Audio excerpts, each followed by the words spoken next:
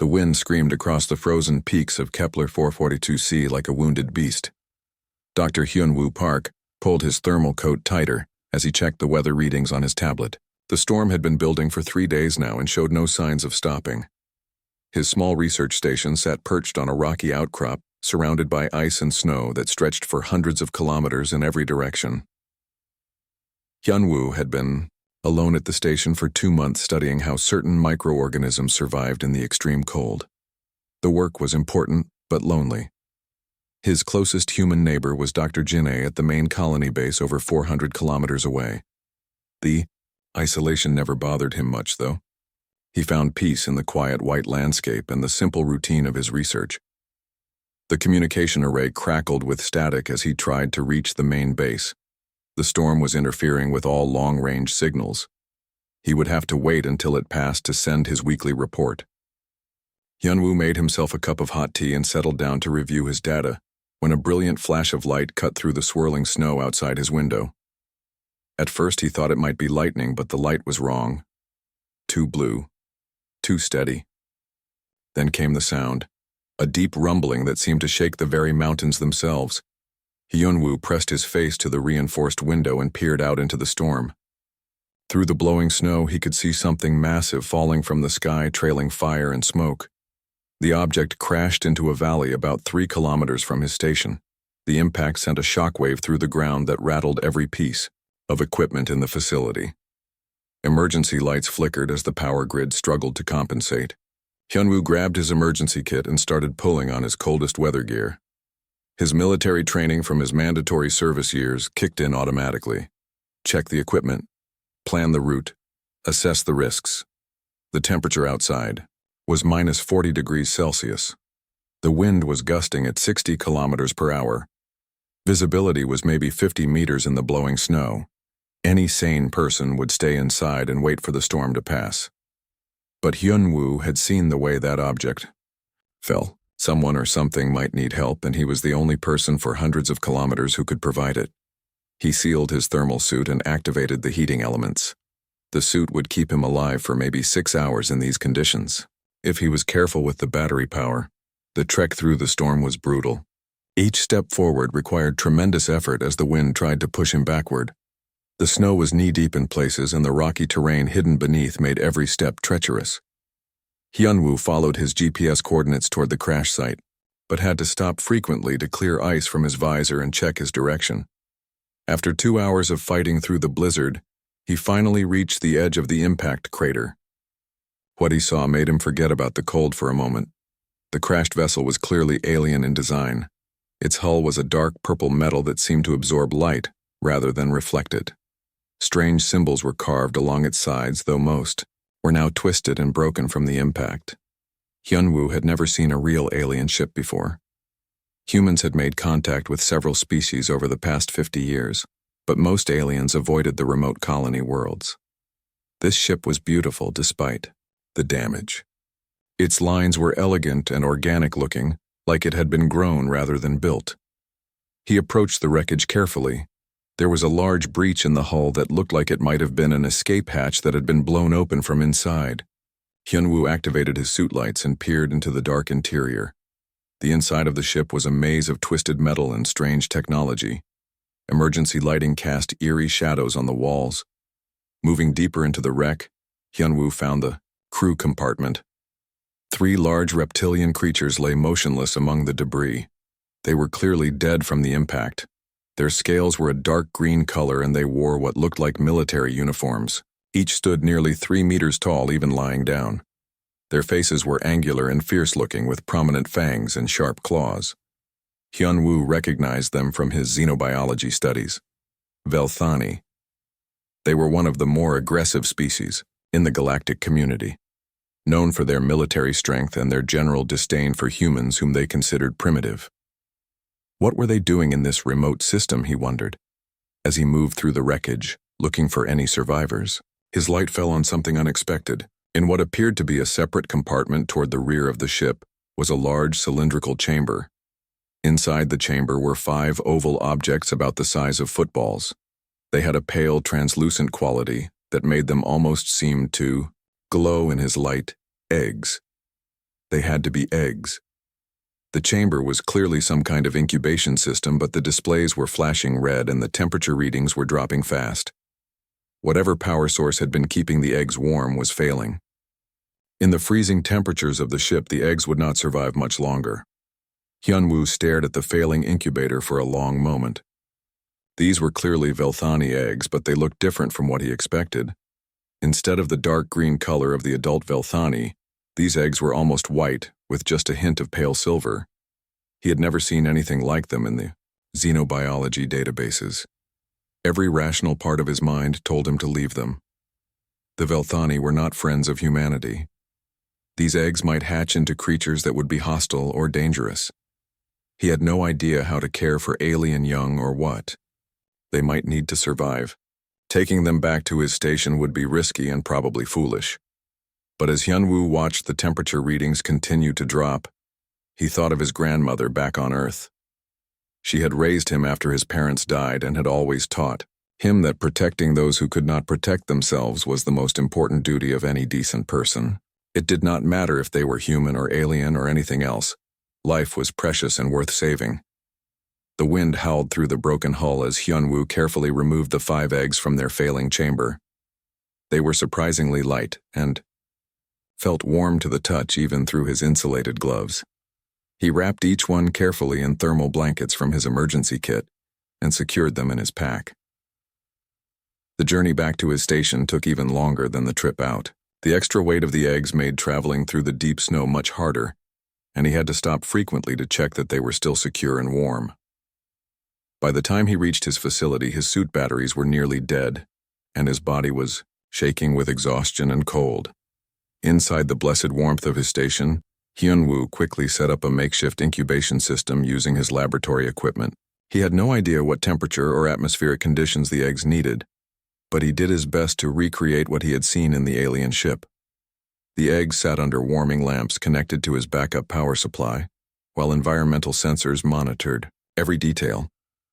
As he finally allowed himself to rest, Hyunwoo wondered what he had gotten himself into. 5 alien eggs of an unknown variety were now his responsibility. He had no way to contact anyone for advice and no idea if what he was doing would even work. All he could do was wait and hope that his human instincts to protect and nurture would be enough to keep them alive. Outside, the storm continued to rage, but inside the small research station, 5 pale eggs rested safely under their warming lights, while a tired human scientist began the longest vigil of his life. The first week was the hardest. Hyunwoo barely slept more than 2 hours at a time before the alarm on his makeshift incubation system would wake him. The temperature had to stay exactly right or the eggs might die. The humidity levels needed constant adjustment. The atmospheric mixture required careful monitoring every few hours. He had converted his main laboratory into a nursery of sorts. The 5 pale eggs sat under a cluster of heat lamps that he had jury-rigged from his equipment. Cables and wires ran across the floor connecting sensors to his computer systems.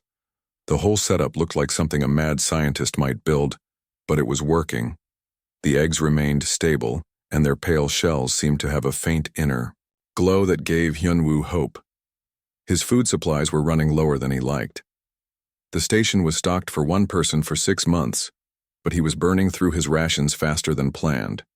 The extra power needed for the incubation system meant he had to run the heating at full capacity to keep the facility warm enough. His fuel reserves were dropping at an alarming rate. By day 10, the storm finally began to weaken, but his communications array was still damaged. Ice had formed in the satellite dish during the worst of the blizzard, and without proper repair equipment, he could not fix it. Hyunwoo was completely cut off from the outside world. Jinai at the main colony would start to worry soon when he missed his scheduled check-in, but there was nothing he could do about it. The isolation was getting to him. He had always been comfortable with solitude, but caring for the eggs was different. The constant responsibility and worry made the empty station feel much lonelier than before. To keep his spirits up, Hyunwoo started talking to the eggs while he worked.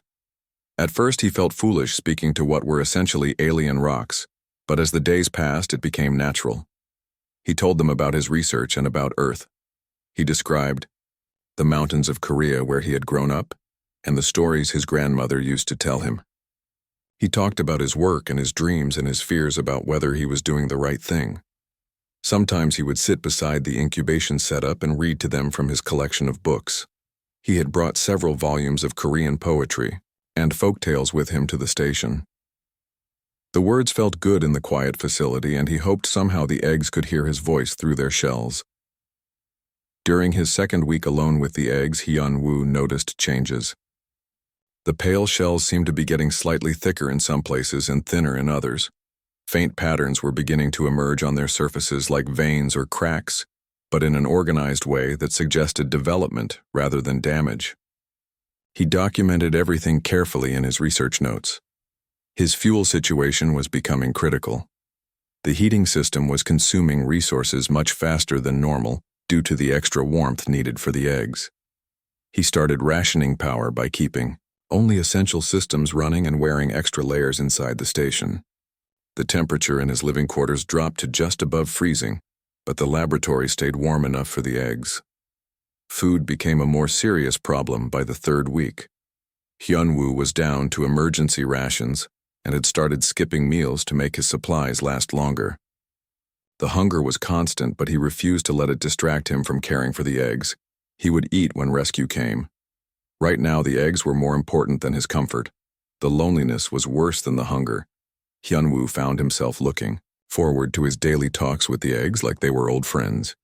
He would tell them about his day and ask them questions he knew they could not answer. When he cleaned the laboratory, he would describe what he was doing and explain why each step was important for their health. One evening during his fourth week of caring for the eggs, Hyun-woo was reading them a folk tale about a kind farmer who helped forest animals through a harsh winter. As he read about the farmer sharing his last grain with hungry birds, he noticed something that made his heart race. One of the eggs was moving. It was just a tiny shift, but it was definitely movement. The egg rocked slightly back and forth as if something inside was trying to get comfortable. Hyun-woo held his breath and watched carefully. After a few minutes, it happened again. Something alive was definitely inside that shell. Over the next few days, all 5 eggs began showing signs of movement. They would rock or shift position slightly when he was not looking. The shells were getting thinner and more translucent. When he held his light close to them, Hyun-woo could sometimes see shadows moving inside like the outlines of tiny forms. His excitement was mixed with growing worry. He had no idea what to expect when the eggs hatched. Were the creatures inside dangerous? Would they be afraid of him? Did he have the right food for them? Would they even be able to survive outside their shells in the station environment? Hyun-woo started preparing for the hatching as best he could.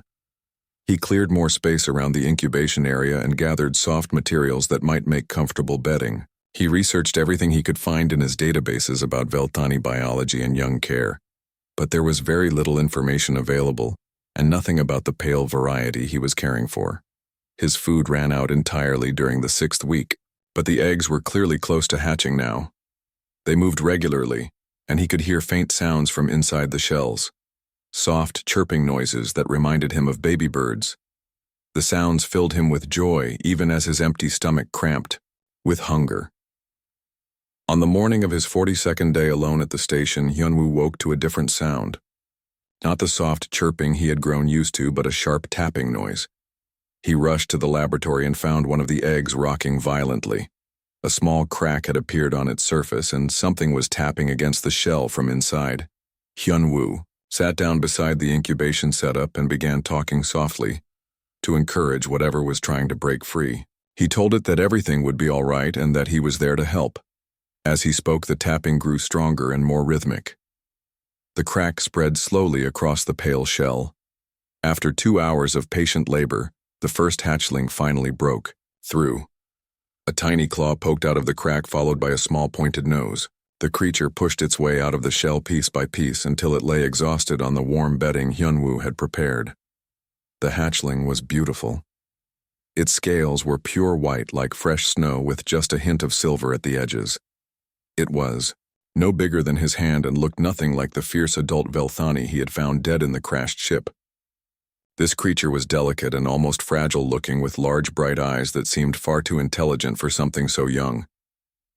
The hatchling looked up at Hyun-woo and made a soft, trilling sound. It was not afraid despite never seeing a human before. Somehow it seemed to recognize his voice as the one that had been talking to it for weeks through its shell. Without hesitation it crawled toward him seeking warmth and comfort. As Hyun-woo gently lifted the tiny creature, his heart filled with wonder and fierce protectiveness. This little being had trusted him enough to come to him for safety even though he was an alien stranger. He would not let that trust be misplaced. Whatever happened next, he would protect this hatchling and its siblings with everything he had. Outside the station, the wind had finally died down and the first clear skies in weeks were beginning to appear. Help would come soon, but for now it was just Hyun-woo and his first alien child beginning their life together. The first hatchling was followed by the others within hours. One by one, the remaining eggs cracked open to reveal 4 more tiny white-scaled creatures. Each one emerged exhausted from their struggle, but alert and curious about their new world.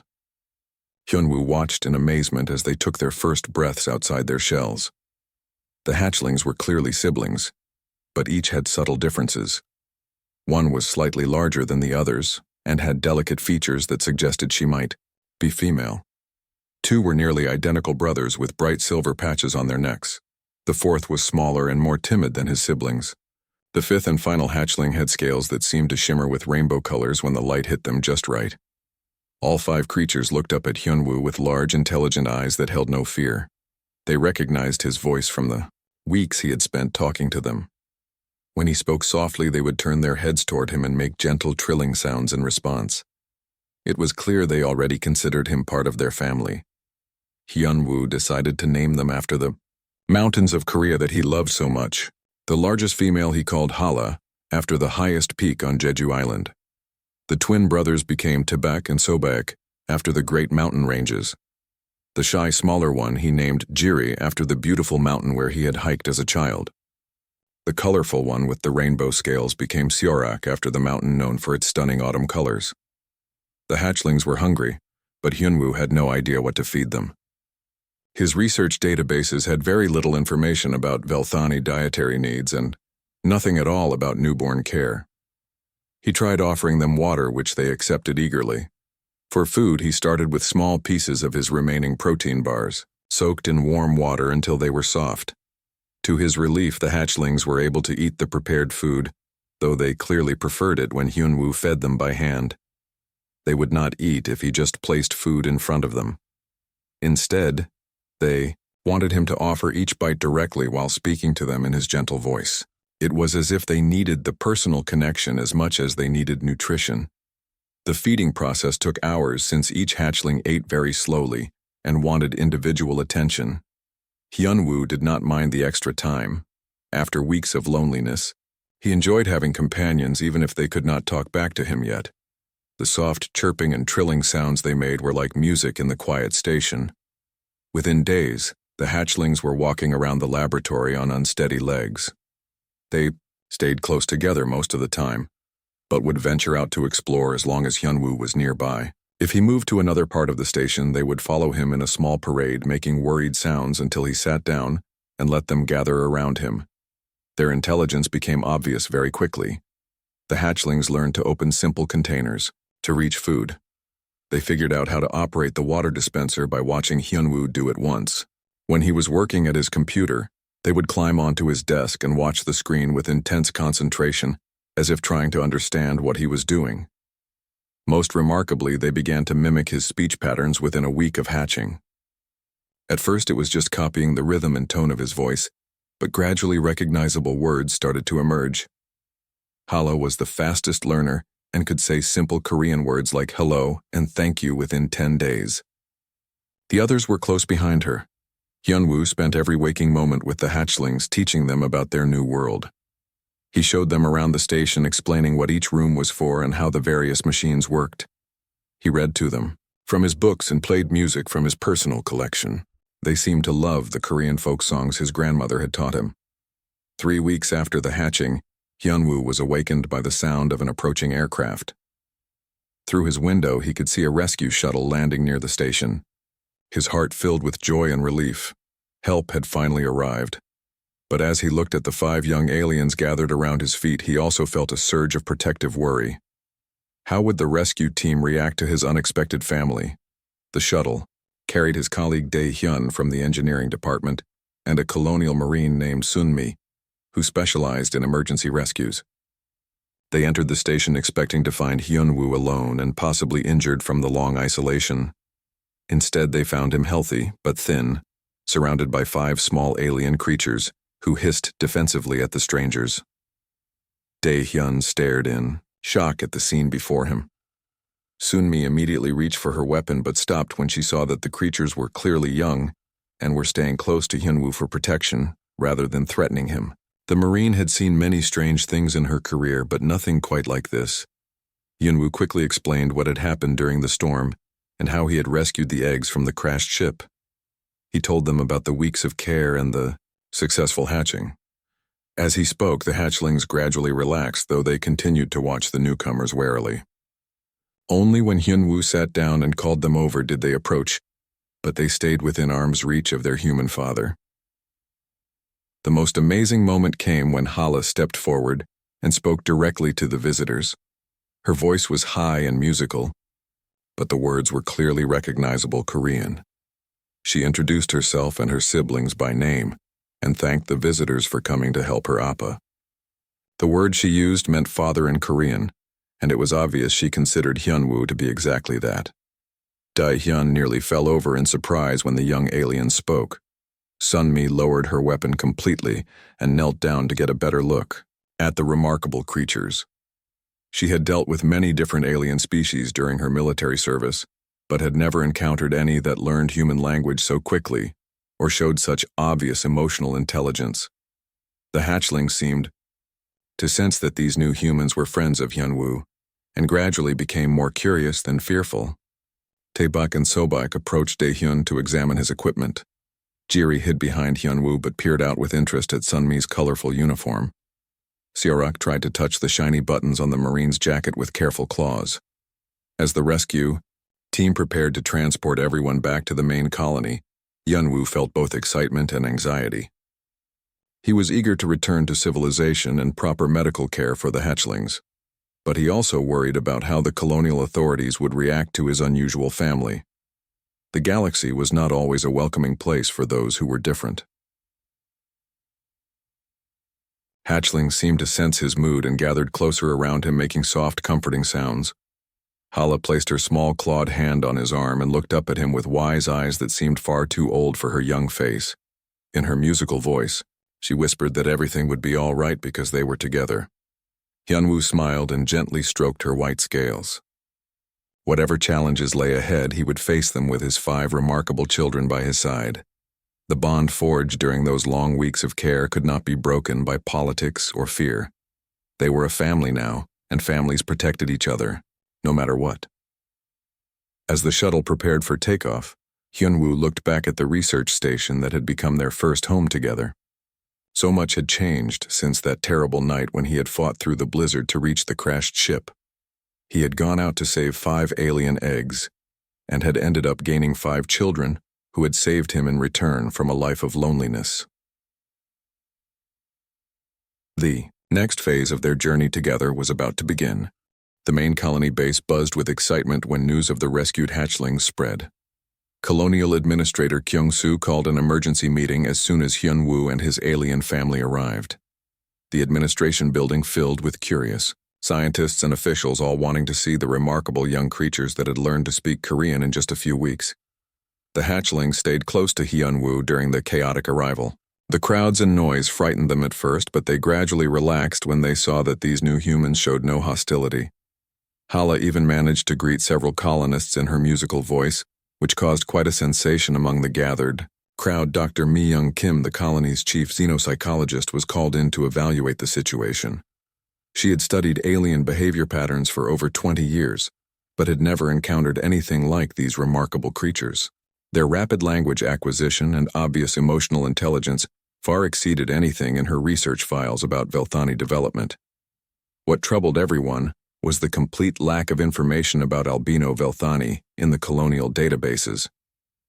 The standard Veltani were dark green scaled warriors known for their aggressive nature in military society. These pale creatures seemed to be an entirely different subspecies, with abilities that no one had documented before. The peaceful atmosphere changed dramatically 3 days later, when long-range sensors detected an approaching Veltani fleet. The lead ship transmitted a formal demand for the immediate return of stolen Veltani property. They identified the property as 5 genetic aberrations that had been unlawfully removed from Imperial space.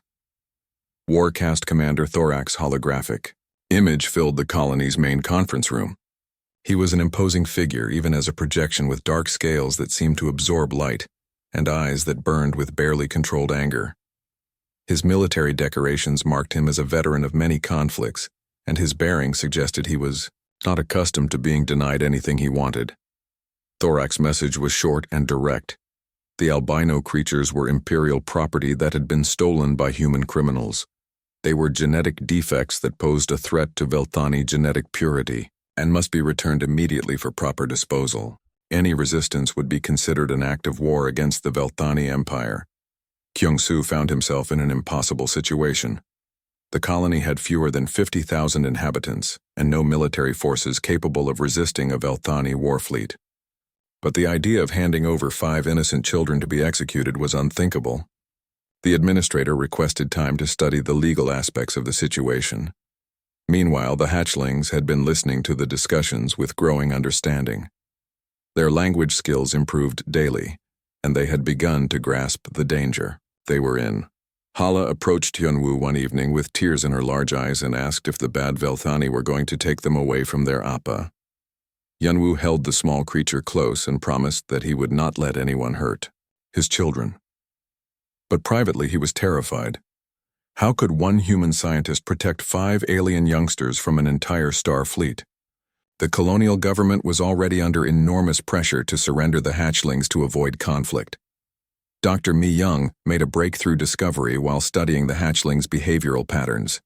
Hidden in the colonial archives, she found references to ancient Veltani texts that mentioned a sacred caste of pale-scaled oracles who served as spiritual guides and prophets. These oracle caste Veltani had been systematically eliminated by the current military regime over the past century. The discovery explained why the hatchlings showed such remarkable intelligence and intuitive abilities. They were not genetic defects, but the last survivors of an ancient bloodline that had been nearly extinct. Their parents had likely hidden them away, hoping to preserve their sacred heritage from the military purges. This information changed everything. Under galactic law, the systematic elimination of a sentient subspecies was considered genocide. If the hatchlings were indeed Oracle caste Veltani, then they qualified for protection under the Universal Sapient Rights Charter. The colony had legal grounds to refuse the Imperial demand. Kyung-Soo immediately filed a formal protest with the Galactic Council citing the genocide provisions. But legal processes took time, and the Veltani fleet was already entering the system. Commander Thorak rejected all diplomatic delays and gave the colony 24 hours to surrender the aberrations or face military action. The crisis reached its peak when Hyunwoo made a desperate legal gambit. Using an obscure provision in colonial law, he formally adopted the 5 hatchlings as his legal children. As colonial citizens, they could not be extradited without due process. It was a long shot, but it bought them precious time. The hatchlings understood what was happening and insisted on addressing the Colonial Council directly. Despite their young age, they spoke with wisdom that amazed everyone present. Hala served as their spokesperson and delivered a speech that brought hardened politicians to tears. She spoke of the love and care that Hyunwoo had shown them during their most vulnerable time. She described how he had sacrificed his own food and warmth to keep them alive when they had no one else. She asked the assembled humans if family was not about choice and love rather than genetics. If Hyunwoo could choose to be their appa, then surely they could choose him in return. The emotional impact was immediate. Public opinion swung strongly in favor of protecting the hatchlings. Protests erupted across the colony demanding that the government refuse to hand over the children. Even many off-world human colonies sent messages of support for Hyunwoo and his adopted family. But Commander Thorak was not moved by human sentiment. The Velthani fleet took position in orbit around the planet and began scanning for military installations. The commander announced that he would begin orbital bombardment in 6 hours unless the genetic aberrations were delivered to his ships immediately. As the deadline approached, the 5 hatchlings gathered around Hyunwoo in his quarters. They were frightened but tried to be brave for their human father. Jiri suggested that maybe they should go with the bad Velthani to protect their new family and the colony. The others quickly agreed that sacrificing themselves was better than letting humans die because of them. Hyunwoo held all 5 children close and told them firmly that real families never abandoned each other. Whatever happened, they would face it together. He had chosen to save them, and they had chosen him as their father.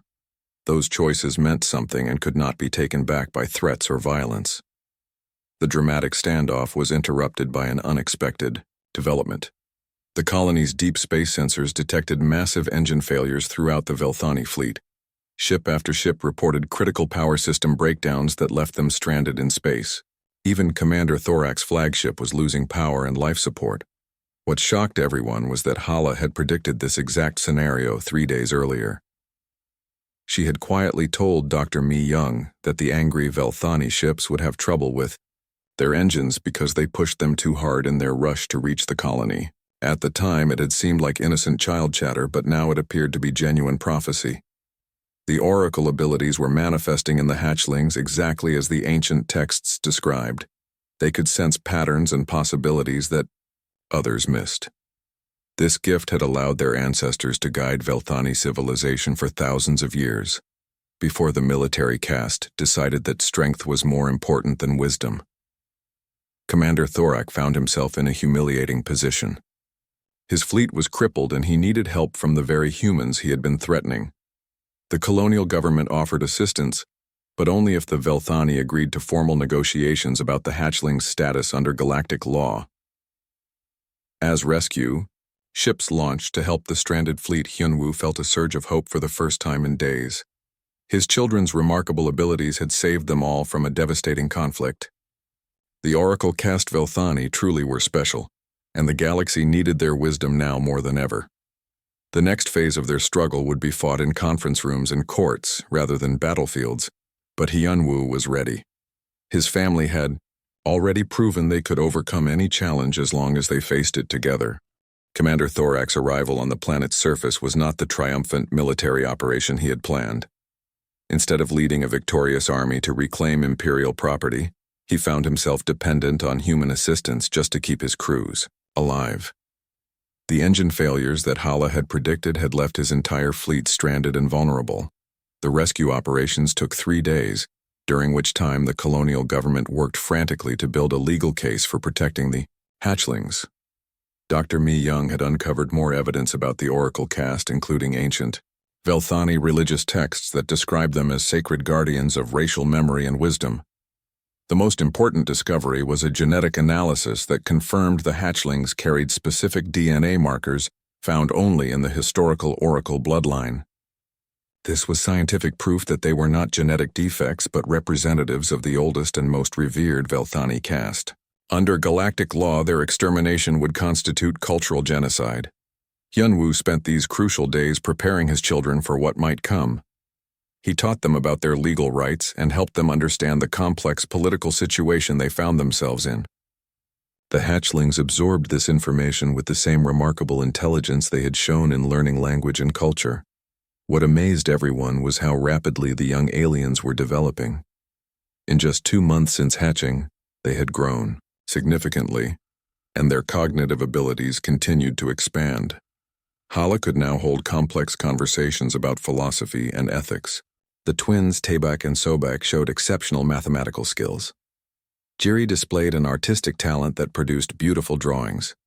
Seorak seemed to have an intuitive understanding of technology that impressed the colony's engineers.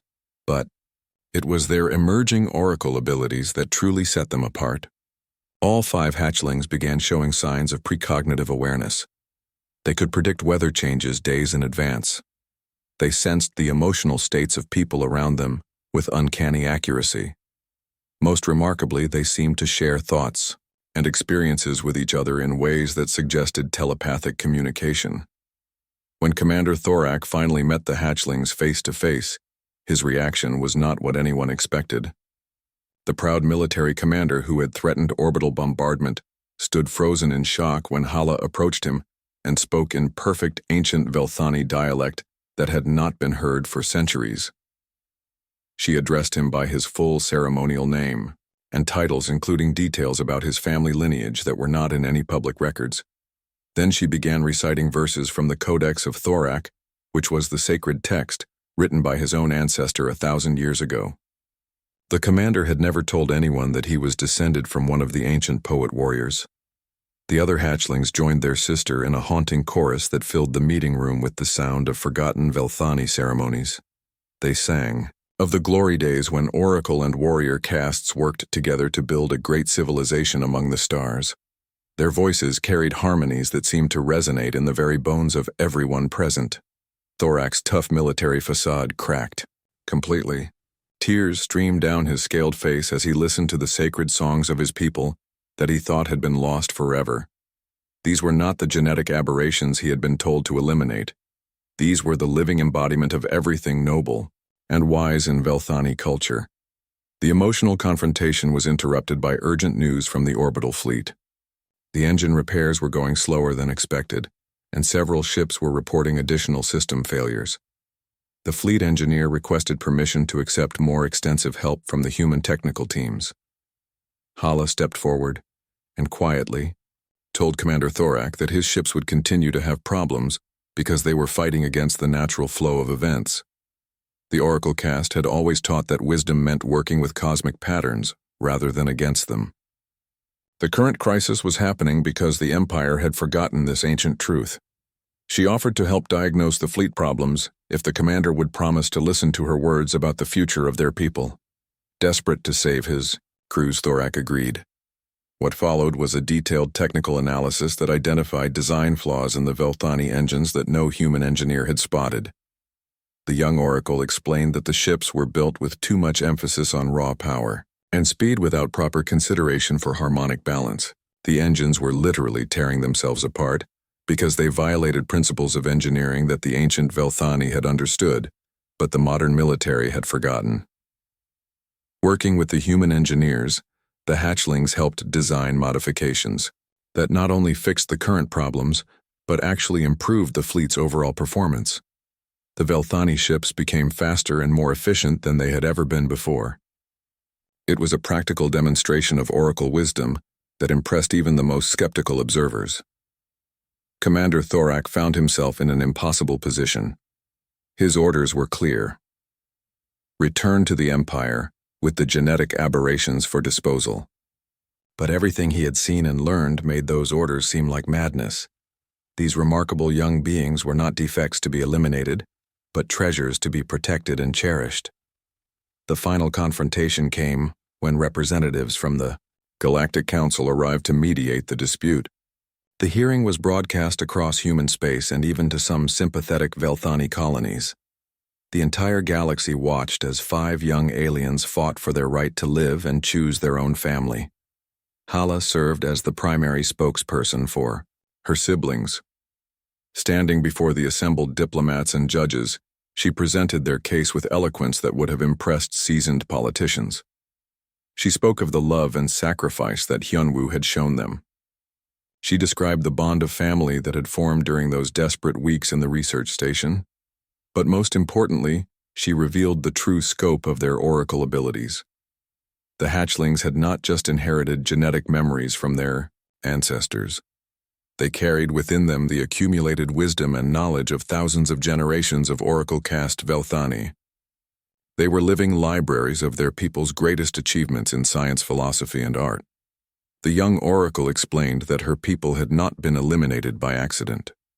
The military caste had systematically hunted down and killed the oracles because their wisdom posed a threat to the warrior ideology that now dominated the empire. The current government preferred blind obedience to thoughtful guidance. She revealed that there were other oracle caste survivors hidden throughout the galaxy. Her bloodline carried genetic markers that would allow them to locate and contact these survivors. If allowed to live and grow, the 5 hatchlings could begin rebuilding their ancient caste and restoring balance to Velthani civilization. The implications were staggering. The Oracle caste had been the spiritual and intellectual heart of Velthani culture for millennia.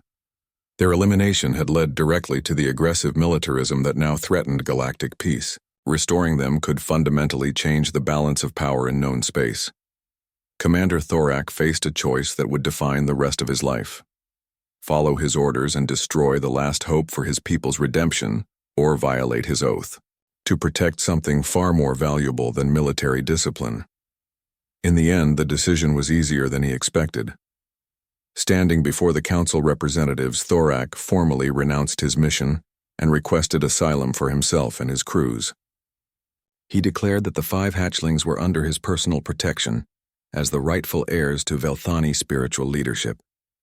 Any attempt to harm them would be considered an attack on the sacred traditions of his people. The hearing concluded with the council granting full refugee status to the hatchlings under the genocide protection clauses. Hyun Woo's adoption was recognized as legally binding, and the family was granted permanent residence in human space.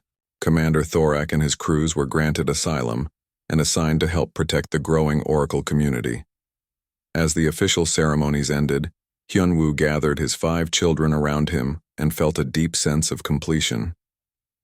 They had started this journey as refugees fleeing death and had become the foundation for rebuilding an entire civilization. The scared human scientist who had rescued some eggs from a crashed ship was now the father of galactic legends. But most importantly, they were still a family. That bond forged in the cold isolation of the research station remained the strongest force in all their lives. Everything else they had accomplished grew from the simple truth that love and sacrifice could overcome any obstacle when families stood together. 6 months after the great hearing that changed the fate of the Oracle caste, the Mountain Research Station had been transformed into something remarkable. What had once been a lonely outpost for studying ice organisms was now the Kepler Oracle Academy, the first institution in the galaxy dedicated to rebuilding ancient Velthani wisdom traditions. The facility had grown far beyond its original size, with new buildings spreading across the mountain valley. Human architects had worked with Velthani engineers to create structures that blended the best of both cultures. The result was a campus that felt both futuristic and timeless, with flowing organic lines that seemed to grow naturally from the rocky landscape. Hyun Woo stood in his new office, watching the daily activities through his window. In the courtyard, below, his 5 children were leading a mixed group of human and Velthani students through morning meditation exercises. The sight never failed to fill his heart with pride and wonder. Hala had grown into a remarkable young leader despite still being less than a year old. Her white scales now showed intricate silver patterns that marked her as a fully developed oracle. She moved with grace and confidence as she guided students through the complex breathing techniques that helped focus their minds for learning. The twins Taebaek and Sobaek had become the Academy's primary teachers of mathematics and engineering. Their unique ability to visualize complex patterns made them exceptional instructors. Students who had struggled with advanced concepts for years suddenly found understanding when the young oracles explained things in their musical voices. Jiri had overcome his early shyness to become the Academy's artist in residence. His paintings and sculptures captured the beauty of both human and Velthani cultures in ways that brought tears to viewers' eyes. His work was already being displayed in galleries across human space, and even in some progressive Velthani colonies. Siorak remained the most technically gifted of the siblings.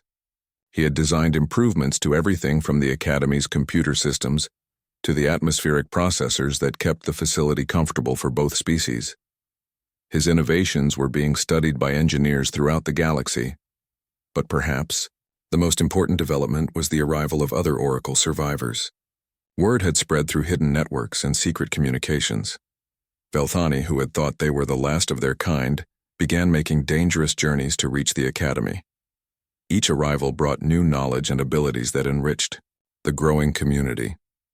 Commander Thorak had become an unlikely but valuable ally in this process. His military connections and knowledge of Imperial security helped Oracle refugees escape from hostile territories. The proud warrior had found new purpose in protecting the very beings his government had ordered him to destroy.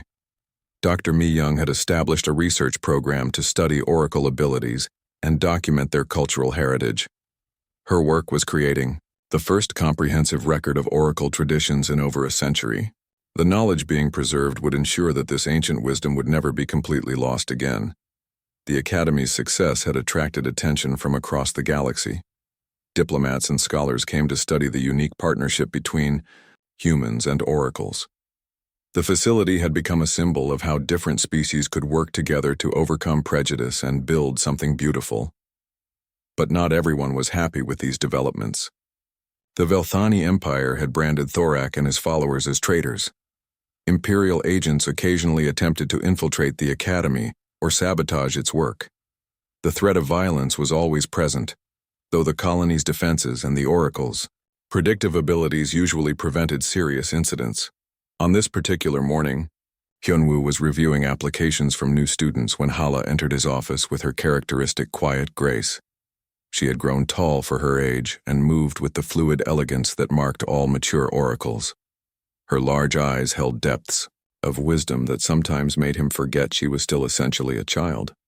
She approached his desk and placed a small wrapped package before him. Today marked exactly 1 year since he had first found their eggs in the crashed ship. It had become their family's unofficial anniversary, and each of his children always gave him a small gift to mark the occasion. Hyunwoo unwrapped the package to find a small sculpture that Jiri had carved from native stone. It depicted a human figure kneeling beside 5 small shapes with protective arms spread wide. The craftsmanship was exquisite, but the emotional impact was even stronger. It captured perfectly the moment when he had chosen to risk everything to save 5 unknown lives. Hala smiled at his reaction and settled into the chair across from his desk. She had something important to discuss, and he could sense the excitement in her normally calm demeanor. The oracle abilities had developed in all his children, but Hala's were the strongest. She could see patterns and possibilities that stretched far into the future. She told him that her visions had revealed something wonderful. Scattered throughout the galaxy were dozens of other oracle survivors, including several complete families with young children. Many had been hiding for generations in remote settlements or nomadic fleets. They had given up hope of ever reuniting with their own kind. But the success of the Academy had given them new courage. They were beginning to reach out through ancient communication networks that had been dormant for decades. Within the next few years, Hala predicted that hundreds of oracle caste Velthani would emerge from hiding to join the growing community. The implications were staggering. The oracle caste had been reduced to perhaps a few hundred individuals scattered across known space. But if Hala's visions were correct, they might be able to rebuild their numbers to several thousand within a generation. It would still be a small population, but large enough to ensure their survival as a distinct group. More importantly, the oracles would once again be able to fulfill their traditional role as guides and advisors to their people. Already, some progressive Velthani colonies were requesting oracle consultation on major decisions. The ancient partnership between warrior and oracle castes was slowly being rebuilt. Hyunwoo listened to his daughter's excited plans with mixed emotions. He was proud of what they had accomplished and thrilled by the possibilities she described. But he also felt a touch of sadness knowing that his children were outgrowing their need for a human father. They were becoming leaders of their own people with responsibilities that stretched across the galaxy. Hala seemed to sense his thoughts as she often did. She reached across the desk and took his hand in her clawed one. In her musical voice, she reminded him that he would always be their Appa no matter how far their duties might take them. The bond formed during those desperate weeks in the research station could never be broken by time or distance. She told him that the Oracle community had voted unanimously to grant him the title of Nest Father, which was the highest honor their people could bestow on someone outside their species. He would be remembered in their songs and stories as the human who saved the Oracle caste from extinction through simple courage and compassion. As if summoned by their conversation, the other 4 siblings appeared in the office doorway. They had finished their morning classes and come to share the anniversary celebration with their father and sister. Hyunwoo looked at the 5 remarkable beings he had raised from eggs and felt his heart overflow with love and pride. They were no longer the helpless hatchlings he had found in a crashed ship. Hala was becoming a respected spiritual leader, consulted by governments and organizations across human space. The twins were revolutionizing engineering and mathematics with their unique perspectives. Jiri's art was inspiring beings of every species. Zorek's inventions were improving life throughout the galaxy, but they were still his children. Still the family that had been forged in ice and desperation. Still the proof that love and sacrifice could overcome any obstacle when beings chose to care for each other despite their differences. The afternoon sun streamed through the office windows as the 6 family members sat together, sharing memories and making plans for the future. Outside, the academy buzzed with activity as humans, and Velthani worked side by side building something unprecedented in galactic history. Hyunwoo thought back to that terrible night when he had ventured into the blizzard to investigate a crashed ship. He had gone out hoping to save lives and had ended up gaining a family that would change the course of history. Sometimes the smallest acts of kindness created the largest ripples across time and space. The Oracle caste would survive and flourish again. The galaxy would benefit from their wisdom and guidance. Different species would continue learning to work together despite their differences, and at the center of it all would be the simple truth that families protect each other no matter what challenges they face. As the celebration continued into the evening, Hyunwoo smiled and held his children close. Their greatest adventures were just beginning, but they would face them together, as they always had. Love had brought them through. The darkest times in love would carry them forward into whatever bright future awaited among the stars.